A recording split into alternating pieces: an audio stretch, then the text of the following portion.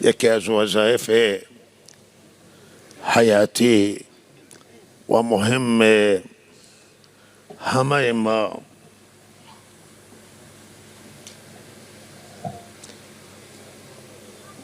و مسلمانان هست، آن است که دعوت به خیر بدیم مردم را، به راههای درست و به راههای صحیح و آنچه که به خیر و صلاح و نفع مردم هست مردم را دعوت بدیم. یکی از فریضه های حیاتی و مهم دعوت الی الخیر که قبلا انبیاء علیهم السلام برای انجام این وظیفه از جانب الله تعالی مأموریت حاصل می کردند و این وظیفه مهم را انجام می دادند و مردم هم انجام می دادند. ولی هرگاه که فساد جامعه را می گرفت و مشکلات به وجود می آمد، الله تعالی انبیاء را مبعوث می کردند و می فرستادند که بیایند مردم را دعوت به خیر بدهند و اصلاحات به وجود بیاورند و معروفات را ترویج بکنند، کارهای خیر را، و از منکرات و معاصی و مفاسد جلوگیری بکنند. ولی بعد از بعثت خاتم النبیین رحمت للعالمین که آخرین نبیان و الله تعالی در نبوت را دیگر ختم کردند، سلسله نبوت را با بعثت آن حضرت صلی الله علیه و سلم، لہذا این وظیفه را الله تعالی به امت ما محول کرده که امت مسلمه و امت مسلمان، همه مردم مسلمان، زنان مسلمان، مردان مسلمان و همه این وظیفه را انجام بدن که مردم را به خیر دعوت بدن، امر به معروف کار نیک بکنند و مردم را از کارهای زشت باز بدارند و جلوگیری بکنند. خصوصا وظیفه کسانی که اطلاعات بیشتری دارند بیشتر سنگین تر است و قرآن در این آیه که تلاوت شد، قرآن عظیم الشان میگه یک گروهی از شما باشد که اونها روی این مسئله بیشتر فکر کنند، بیشتر توجه کنند و امت را به خیر دعوت بدن، مردم را به خیر دعوت بدن، امر بالمعروف کنند و منکر کنند. و آیه بعدترش می فرماید که همه شما بهترین امت هستید که آخری امت حضرت رسول صلی الله علیه وسلم بهترین امتهای گذشته است، امتهای دنیا است. و لہذا وظیفه شما اینه که شما می فرماید بهترین امت هستید که به خیر مردم شما را الله تعالی آورده، ما را برای خیر مردم،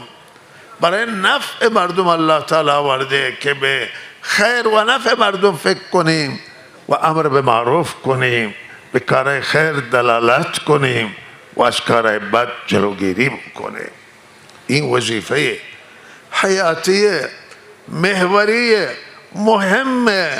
اگر این وظیفه انجام بگیرد جامعه اصلاح میشه و اگر امت مسلمان این وظیفه را ترک بکند جامعه به فساد کشیده می شود. و روی این مهم هست حیاتیه که ما بی تفاوت نباشیم از آن چیزی که در جامعه می گذرد، از آنچه که در حال انجام توی جامعه داره شکل میگیره، ما بی تفاوت نباشیم و وظیفه من انجام بدیم. و اگر این وظیفه انجام بگیرد رحمت الله تعالی می آید، دعاها را الله قبول میکنه، مشکلات ها را حل میکند و یاری میکند، نصرت میکنه بندگانش را وقتی که در جهت خیر قدم بردارم. در جهت نفع مردم. وقتی من و شما فکر بکنیم الله ما را مدد میکند، الله ما را کمک میکند و نصرت میکنه، وعده الله بر حقن و الله تعالی وعده کرده است که اگر شما این کار انجام بدید من شما را یاری میکنم. ان تنصر الله ینصرکم، اگر شما خدا را یاری برسانید و نصرت کنید، یعنی دین خدا را نصرت بکنید، دین خدا را یاری بکنید، شما را الله نصرت خواهد کرد و قدم های شما را الله تثبیت خواهد کرد. و اگر ما وظیفه من انجام ندیم، فرمودند در حدیث آمده که الله تعالی بر سر شما ظالمین مسلط می کند و شما دعا می کنید و دعای شما اجابت نمی شود، قبول نمی شود. الله می فرمایند که شما وظیفه تون انجام ندادید و هر ملت و امتی که وظیفهش را انجام نده لحاظا او دعاش اجابت نمی شود به برگاه الله تعالی. و قبل از این که الله می فرماید شرایط شما شرایط بدی باشه و به هر حال ظالمین الله سر شما مسلط کنند، شما وظیفه تون انجام بدید، کار دعوت الله را انجام بدید، مردم را دعوت به خیر بدید، بی تفاوت نباشید از آن چیزی که توی جامعه می گذرد، بی تفاوت نباشید، جلوگیری کنید از فساد، از خون ریزی و جلوگیری کنید از گناه، از معاصی، از ظلم و گناه ها جلوگیری کنید. هر کسی به اندازه تواناییش با حکمت جلوگیری بکنید، با دلسوزی جلوگیری بکنید و جامعه را اصلاح کنید. اگر جامعه را شما اصلاح نکردید، تلاش نکردید، کوشش نکردید، شما وظیفه تون انجام ندادید و لحاظا بس مایه حاصلش اینه که مایه ناراضگی الله تعالی می شود که چرا ماها وظیفه را انجام ندادیم و نتیجه اینه که دعاها اجابت نمی شود و دعاها را الله تعالی نمی پذیرد. امام حسین رضی الله تعالی عنه ایام که ایام محرم هستند و قیام امام حسین رضی الله تعالی عنه بر همین اساس بود که امام حسین وقتی دید که مدیریت به دست مدیریت جهان اسلام و قلمرو عالم اسلامی که او زمان بسیار گسترده بود و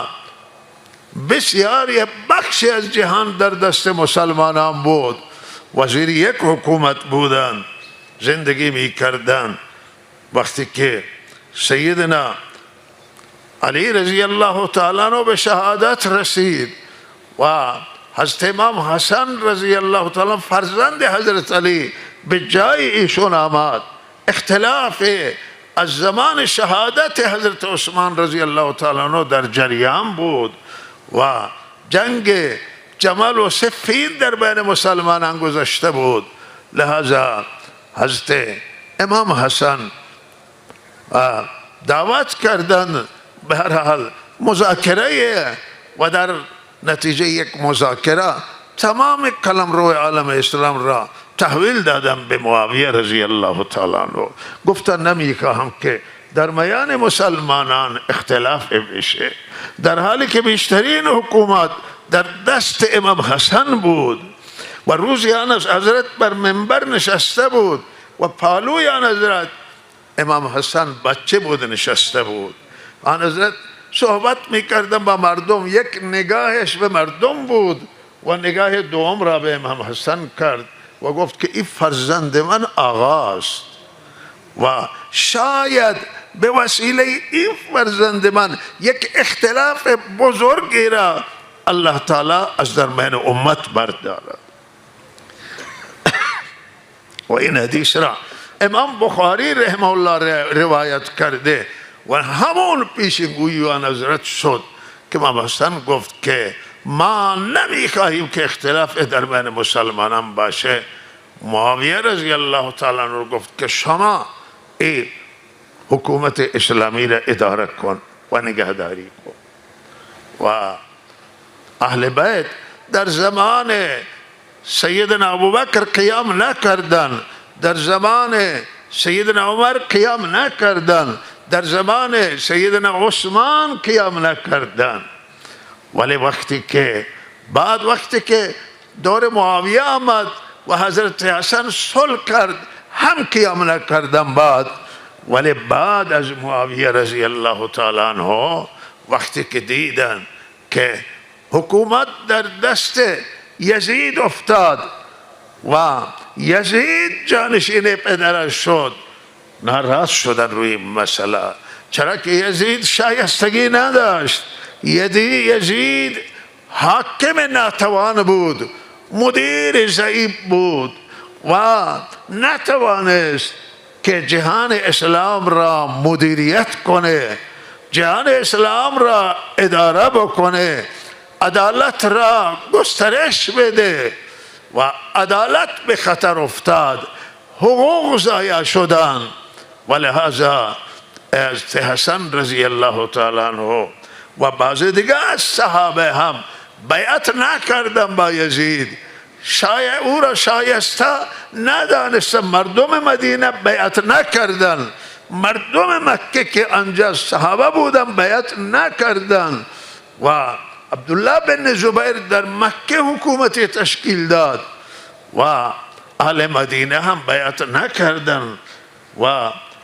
بزرگان اهل مدینه و یزید لشکر کشی به مدینه انجام داد و واقع حرا از تلخترین حادثه های تاریخ و نشانه ظلم یزید و یزیدیان که در مدینه منوره چه جنایات و چه خونریزی های انجام دادند و چقدر صحابه و تابعین و بزرگان و اهل مدینه را به شهادت رسوندند. ولهذا امام حسین رضی الله تعالی عنه هم قیامش برای همین بود که الان حق و حقوق داره ضایع میشه، عدالت اجرا نمی شود و مدیریت در کشور در قلمروی عالم اسلام در دست مدیران ضعیفه و نمیدانند چگونه حکومت کنند، چگونه کشور را اداره بکنند و احساس خطر کرد. ولهذا امام حسین رضی الله تعالی عنه قیام کرد. قیام امام حسین برای کشت بود، برای اجرای عدالت بود، برای احقاق حق بود. و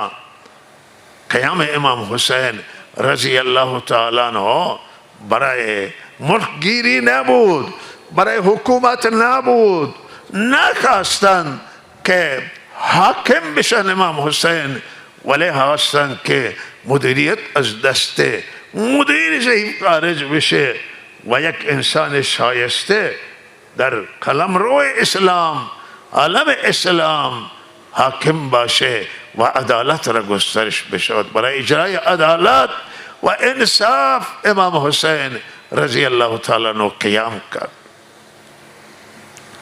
و متاسفانه حادثه که رخ داد در عاشورا یکی از تلخترین حوادثه. واقع حرا که در مدینه رخ داد یکی از تلخترین حوادثان که در زمان حکومت یزید رخ دادن. و برای بقای حکومت، برای ادامه حکومت خودش، یزید که یک حاکم مستبد بود و یک حاکم خودکامه بود و حاضر نبود مشوره کنه، حاضر نبود با این بزرگان بشینه و خودش را اصلاح کنه، حرف کسی را گوش نکرد، حرف مصلحان و دلسوزان را که در اون زمان فراوان بودن، زیاد بودن اون زمانه صدر اسلامه. ولهذا امام حسین رضی الله تعالی عنه به قیام فرمودند و یزید متاسفانه برای بقای حکومتش، برای ادامه قدرت، لہذا دست بریختن خون امام حسین زد و یزید و یزیدیان طرفداران یزید و جنایت کردند که جهان اسلام و انسانهای آزاد دنیا اونها را برای این جنایت نمی بخشد تا قیامت. و الله تعالی اونها را هم بعد از شهادت امام حسین به اشد مجازات گرفتار کرد و یزید حکومتش هم ادامه پیدا نکرد و چند سال بعد یزید در سن جوانی رفت و بالاخره ناکام شد و بالاخره نتوانست حکومت ادامه بده و الله تعالی او را از دنیا بردند و مرد و با این حال که همه مردم او را نفرین کردند و بد و بیراه گفتند که این چه جنایتی که شما انجام دادید، به خاطر بقای حکومتتون شما دست به پاکترین خونها زدید و خونه پاک مثل امام حسین و یارانش را ریختید و مورد ملامت و سرزنش همه مسلمانان قرار گرفت و یزید هم ناکام شدند در کارهای خود و از مردند و از دنیا رفتند و این نتیجه سروران گرامی استبداد و ظلم و خودکامگی یزید بود که یزید اگر خود را در اختیار صحابه می گذاشت که حیات داشتن مثل امام حسین، مثل عبدالله بن زبیر، مثل عبدالله بن عمر، مثل جابر رضی الله تعالی دیگر صحابه که حیات داشتند بالاخره و مشورت می کرد و حرف گوش می داد،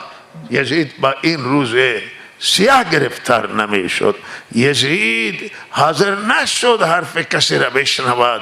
حاضر نشد با کسی بشینه، حاضر نشد بگه که من راهنمایی کنید، من دل هرچه شما بگید میکنم و من راهنمایی کنید. نه خیر، او خودش را خود کفا دانست و بی نیاز دانست از رای صحابه و تربیت یافتگان حضرت رسول صلی الله علیه وسلم و مسلمانان بزرگ و انسانهای آزاده او زمانه و نتیجهش آخر پشیمانی و حسرت و این همه ناراضگی مردم و نفرین مردم که پشت سر یهود شد، یزید شد، از همین خودکامگی بود. و امام رحمه الله با این قیام درس دادن، درس آزادی را دادن. چون امام حسین گفتن که شما آب هم بستند بر امام حسین و در کنار رودخانه عراق که پر از آب بود نگذاشتن که آب برم بردارم و آب تمام شد و تشنه شدن و بالاخره گفتن که اسیر بشه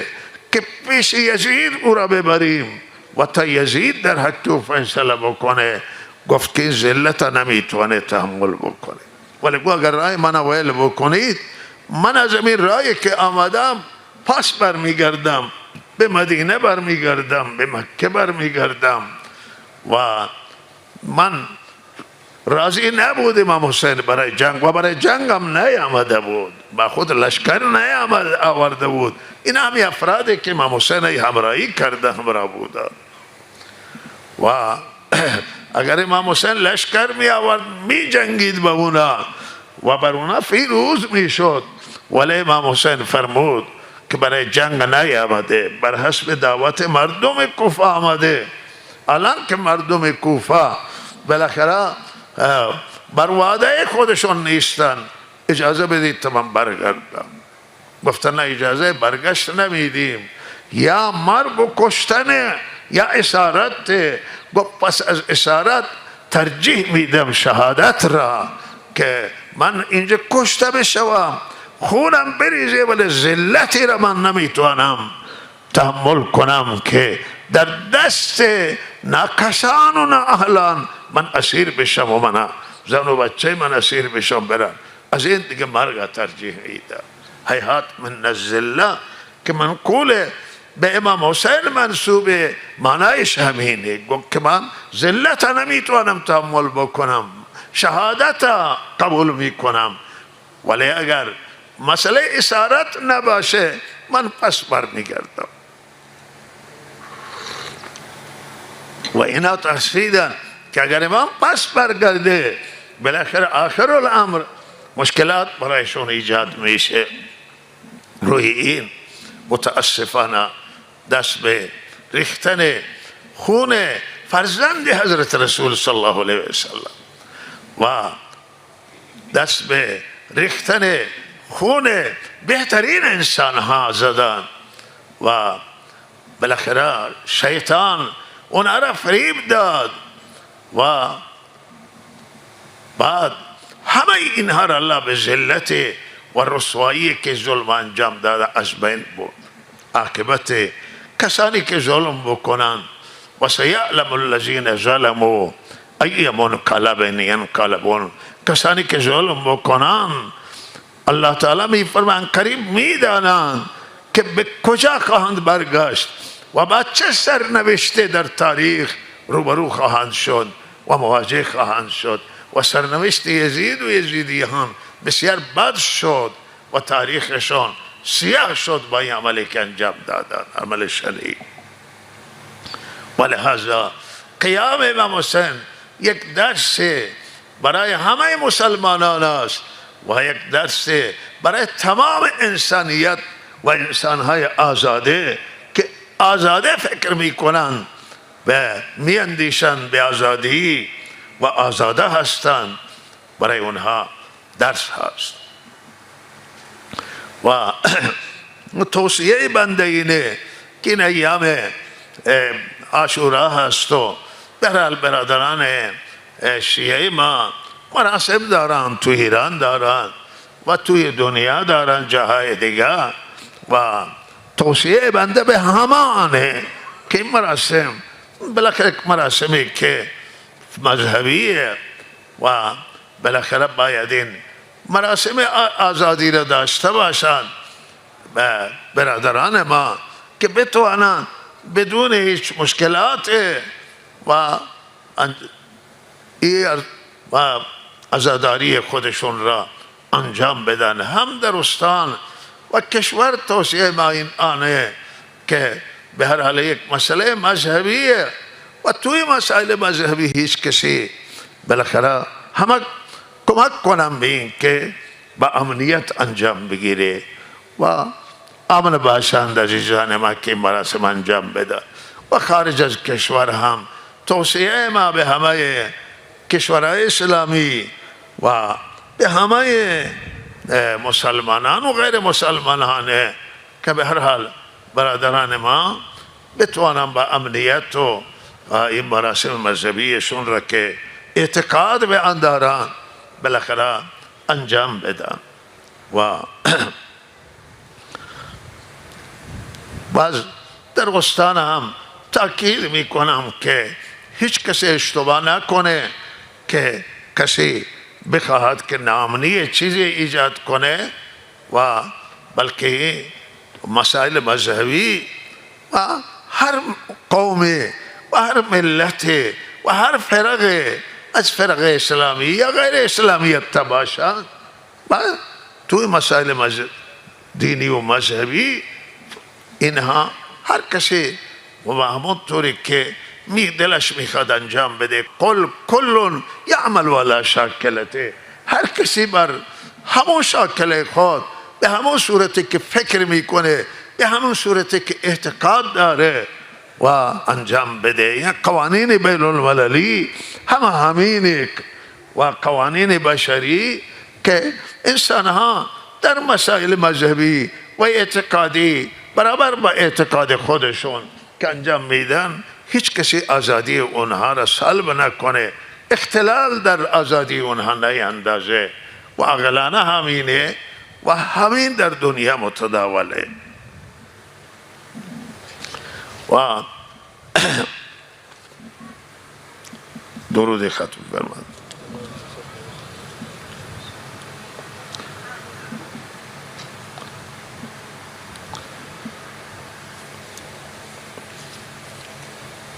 و یک مسئله دیگری که خدمت شما عرض بکنیم، همون شرایط امروز کشور ما هست و شرایط خاورمیانه و امروز به هر حال مدتی است که خاورمیانه در ناآرامی و در جنگ ها و در مسائل در به هر حال می سوزه و مخصوصا غزه و فلسطین تلخترین تاریخ را تجربه کرده است و هر روز کشته و شهید می دهند و نیاز داره کل منطقه به صلح و به امنیت و به آرامش. همه این ملت هایی که اینجا زندگی می کنند و مردمی که زندگی می کنند در خاورمیانه و نیازند که اینها با صلح و آرامش زندگی بکنند و این از مهمترین نیازهای این منطقه است و لازمش آنه که همه دستاندرکاران و همه کشورهای منطقه و جهانی که در این مسائل به نام دست داره اینه که مسائل با گفتگو و که رعایت حقوق ملت ها، همه ملت هایی که اینجا کنار هم زندگی میکنن حقوقشون رعایت بشه و با رعایت حقوق و احترام گفتگو انجام بگیره و با دوراندیشی و سعی صدر مسائل خاورمیانه به سوی حل و فصل بره و مشکلات حل بشه و خصوصا مسئله فلسطین و مسئله غزه مهمه که در همه میان حل بشه و مردم فلسطین، مردم غزه به حقوق حقایشون برسن و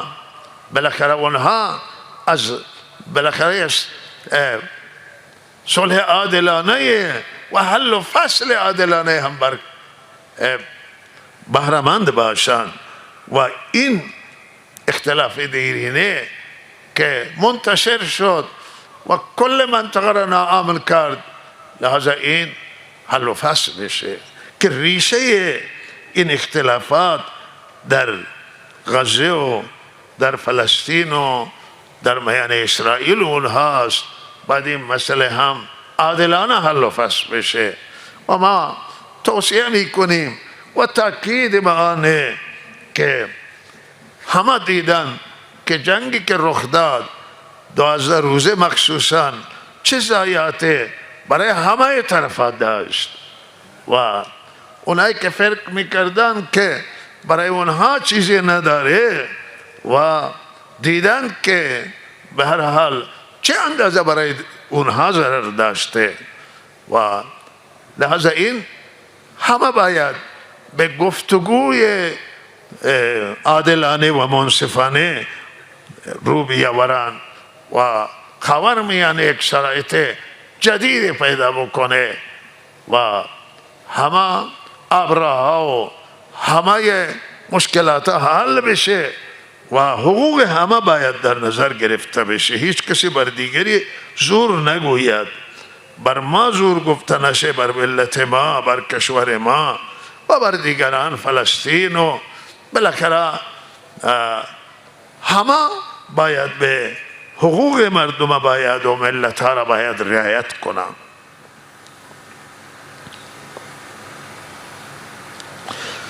برای داخل کشور به هر حال ما نظر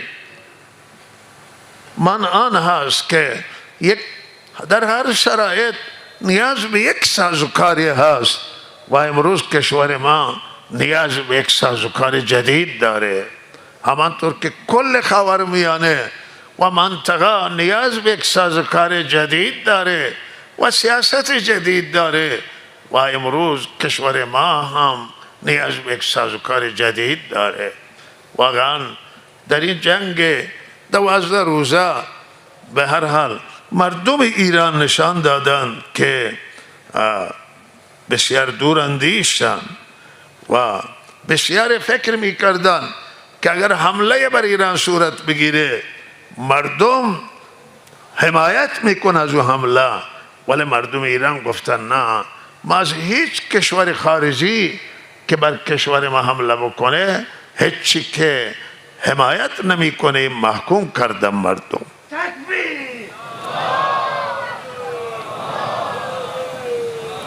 و مردم ایران راضی نیستن که کشور دیگه، هرچه در میان مردم ایران اختلافات وجود داشت و ناراضگی در میان ملت وجود داشت، ولی ملت راضی نشده هیچ کسی که کشور به دیگری و بیگانه بیاد اینجا تجاوز بکنه، و لحاظا او اختلاف کنار گذاشتن و به هر حال ملامت کردن و محکوم کردن. زندانیان سیاسی که توی زندانن هم اونها به گونه به هر حال ملامت کردن که به کشور ما نباید حمله صورت بگیره. و مسئله که اینجا هست در میان ایرانیان او یک مسئله داخلیه و خود مردم ایران مسئله خودشون را باید بشینند و حل و فصل کنند. در این سازوکار جدید پیشنهاد بندانه که زندانی ها را عفو عمومی بدند، زندانی ها را و خصوصا زندانی های سیاسی را آزاد کنند. و بر این بنده خیرخواهانه و دل سوزانه تاکید می کنم که این زندانیان سیاسی را که موضع‌گیری کردن بسیاری از اینها بالاخره شایسته شون نیست که توی زندان بمانند، اینا را آزاد کنند.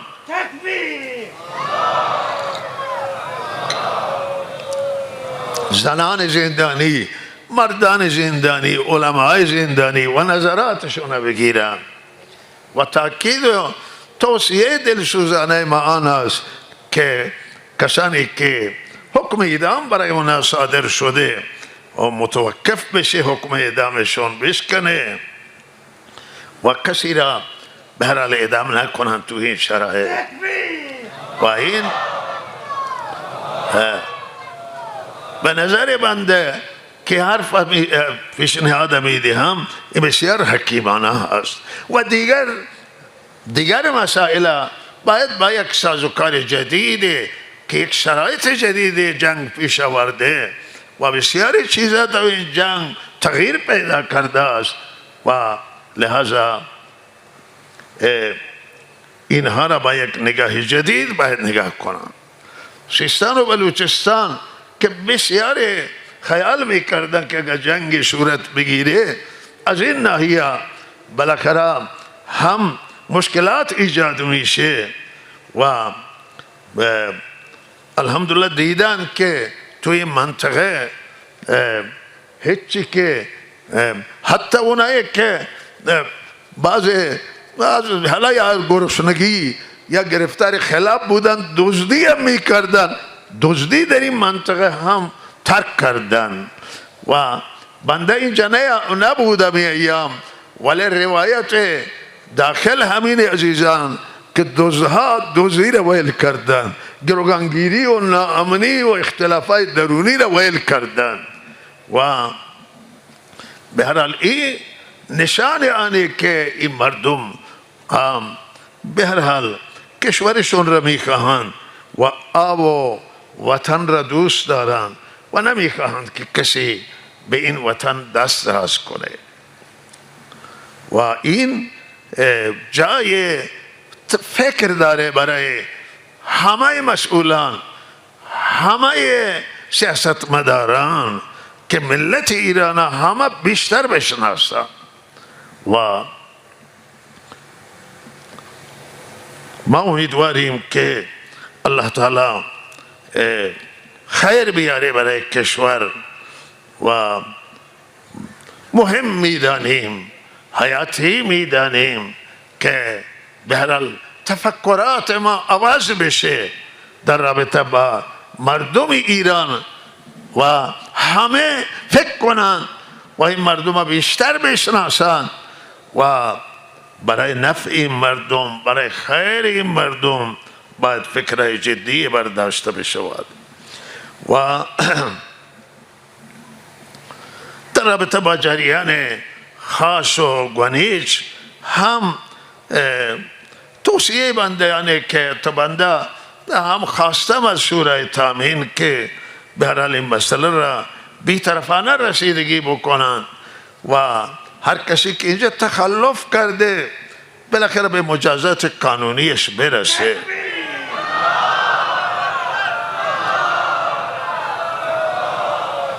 و به هر حال قول داده، مدیریت استان قول داده که ما این مسئله را بی‌طرفانه رسیدگی میکنیم و بالاخره متخلف هر کس باشه او را به همون بی‌طرفی باید به مجازاتش برسانم. و لحظه توصیه ما اینه که عزیزان گنیچ ما این موضوع را پیگیری بکنند و موضوعشون پیگیری شده است و ما امیدواریم که رسیدگی بشه و مجروحان الله تعالی شفای عاجل و کامل عنایت بکنه و همه باید بدانند که شرایط حساسی است. هم مامورین بدانند، هم سازمان ارگانا بدانند که در این شرایط نباید احساسی برخورد بشه و بلکه بسیار به خود دوراندیشی که اختلاف و مشکلات اگر به وجود بیاید به نفع نخواهد بود. در رابطه با مسئله عزیزان افغانی ما که مدت‌های مدید اینجا زندگی کردن و کشور همسایه ما است، ملتی است که ما با او مشترکات زیادی داریم. علاوه از این که همه ما انسانیم، قرابت و خویشاوندی هست، این دو تا مرز به هم قرابت و خویشاوندی دارند و اخوت هم انسانی و اخوت اسلامی داریم و از یک دیگر جدا نیستیم و با هم نزدیکیم. و به هر حال برادران افغانی ما اگر خودشون داوطلبانه میخواهم بروند و اگر به هر حال لازم باشه که اینها را برگردانند، ضروری است واقعا یک طیفه را برگردانند به کشور، باید حرمتشون حفظ بشه و کرامتشون حفظ بشه و مخصوصا اینجا بعضی هسته که 45 ساله اینجا متولد شدن، متولد زاهدانن، تهرانن، اصفهانن و اینجا بزرگ شدن و کسب و کار کردن. مردم افغان کار میکنن و انسان زحمتکش هستن و سرمایه برای خودشون جمع کردن، ملک خریدن، مال خریدن و باید اینها فرصت داشته باشن که بتوانن ملکشون را بفروشن. مغازه دارن، بعضی مغازه هایشون را بفروشن و حق و حقوق دارن، دین دارن بر سر مردم. مردم از اونها دین میخوام، دین مردم ادا کنم، مردم دین اونها را بدن، دینشون را بگیرن و با حرمت کشور را بتوانن ترک کنن. و توصیه بنده هم به مدیریت استان همینه که با برادران ما بالاخره به عنوان خویشاوند، به عنوان شریک که مسلمانان و با ما مشترکات دارن رفتار بشود و رفتار تندی به این انجام نگیره. به همه مردم کشور هم مدیریت کل کشور توصیه ما اینه که با برادران افغانی ما با خوبی رفتار بشه. و من نمیگم که در برادران افغان گناهی نبوده، بالاخره گناه در ما بوده، ایرانی ها بوده، ولی این جریان که پیش آمده ممکنه بسیاری چیزن که از دست خود ایرانی ها انجام گرفته و یا جای افغانی فریب بخوره. هر کسی که گناه کرده از او دفاعی نداریم و توصیه مانه که با متخلفان به صورت عادلانه و منصفانه رفتار بشه. والله همه ملت، همه افغان گناهگار نیستن، همه ایرانی ها گناهگار نیستند و بالاخره اینها را به حرمت بپرستند. چون من اطلاع دارم که اینا که میره اون طرفای مختلف می از اینا مصاحبه میگیرن که با شما چگونه رفتار شده است و هم برای ملت ما هم برای کشور و حکومت همین مناسبه که اینها را بسیار به دوراندیشی و حرمت به وطنشون بفرستن. وقتی که اونهایی را که میخواستن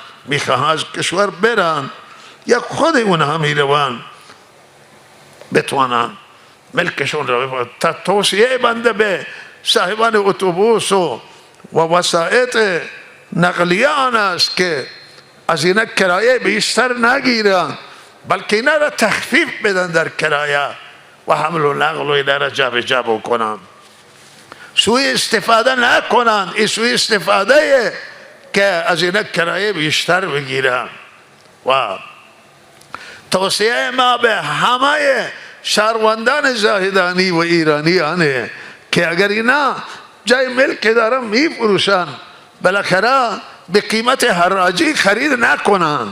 بلکه سعی کنن که قیمت عادلانه به اینها بدن. وسایلشون ملک مغازه چیزی دارن و اگر جای اینها منزل را رهن کردن و پول دادن بالاخره پولشون اگر ندارن قرض کنن پول اینا را بدن و حق حقوق اینا را بدن، چون به کشور خودشون وقتی برمیگردن نیاز دارن. و همه را توصیه میکنم که حقوق انسانی نه حقوق انسانی دارن، حقوق اسلامی بر ما دارن، حق جوار و همسایگی دارن و اینها مراعات بشه. والله تعالی به همه توفیق عنایت بکند.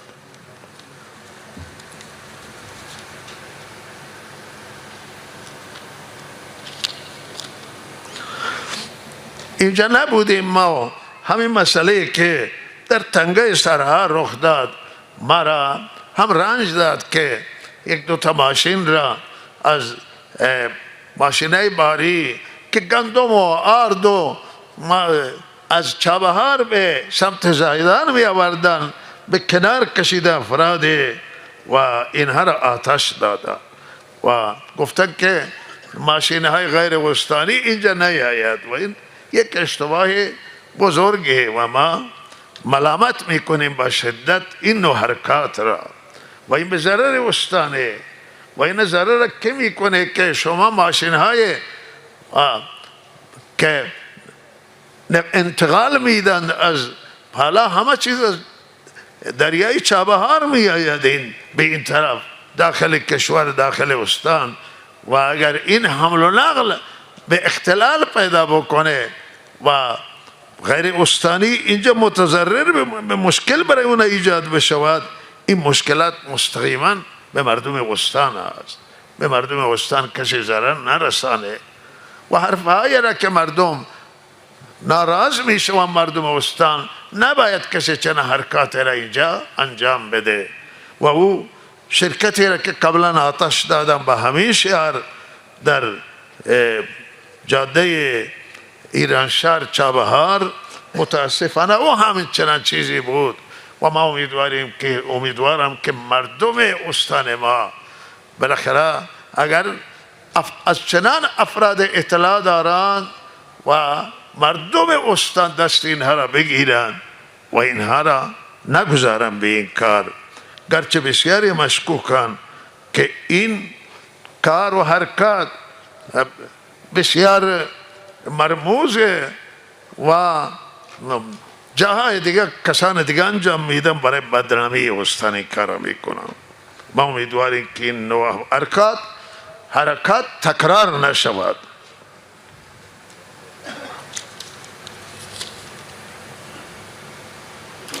الله تعالی همه مهرا توفیق عمل بده و ما امیدواریم که اتفاقات خوب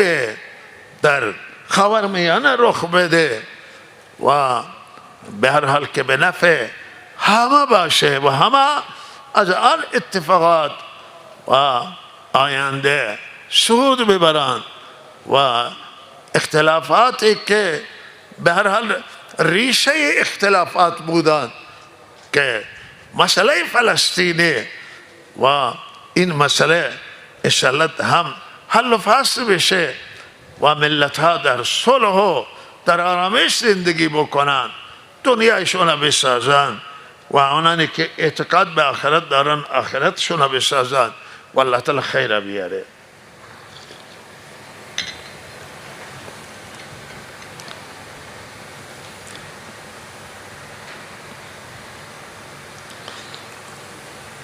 درخواست دعا شده برای عزیزانی که در این ایام درگذشتند و نبودیم و